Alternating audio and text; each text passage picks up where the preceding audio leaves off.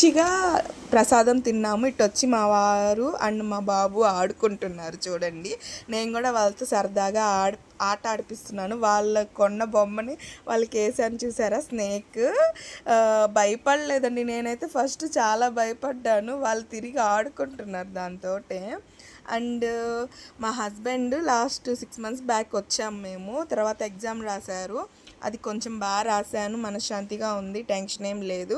ఇంకోసారి వెళ్ళి దర్శనం చేసుకొని పూజ చేయించుకుందాము, రాహుకేతు పూజ అని వచ్చామన్నమాట మళ్ళీ రెండోసారి. ఈ లోపల మా కొడుకు ఏంటంటే కుంకుమ పడేశాడు. సో దానికి నేను బాధపడి ఇట్లాగ అనుకున్నాను, అమ్మ నేను 10 మందికి కుంకుమ ఇస్తాను నీ కాడికి వస్తేను మళ్ళీను అని అనుకున్నాను. కానీ ఇంత ఎర్లీగా మళ్ళీ నన్ను ఆ కాడికి రప్పించుకుంటుందని అస్సలు అనుకోలేదు. ఎప్పుడు చూడని, ఎప్పుడు 3 ఏళ్ళు 4 ఏళ్ళ నుంచి వస్తుంటే ఎప్పుడు చూడని అద్దాల టెంపుల్ని చూశాను. అలాగే పాతాల వినాయకుడి దర్శనం జరిగింది. చాలా మనశ్శాంతిగా అమ్మవారి టెంపుల్లో ఒక 1 hour పడుకున్నాను కూడా అండి. నేనైతే నిద్రపోయాను ప్రశాంతంగా. వీళ్ళిద్దరు మంచిగా ఎంజాయ్ చేశారు అక్కడ.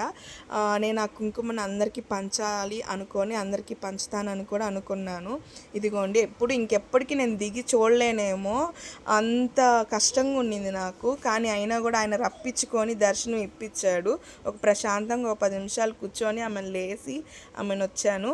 నా లాంటి వాళ్ళందరికీ దర్శనం దొరుకుతుంది నా వీడియో ద్వారా. కొంతమంది అయినా చూసి హ్యాపీగా ఫీల్ అవుతారు. ఇంత లేటుగా ఉండడానికి, ప్రశాంతంగా ఉండడానికి మెయిన్ రీజన్ మా ఆయన రైల్ టికెట్ బుక్ చేశాడనమాట. ఎప్పుడెప్పుడు బస్కి వెళ్ళిపోయే వాళ్ళమి, టెన్షన్గా వచ్చి టెన్షన్గా. ఈసారి అలా కాకుండా ప్రశాంతంగా మా ట్రిప్ని ఇలాగ ట్రైన్తో హ్యాపీగా వెళ్తున్నాం అనమాట.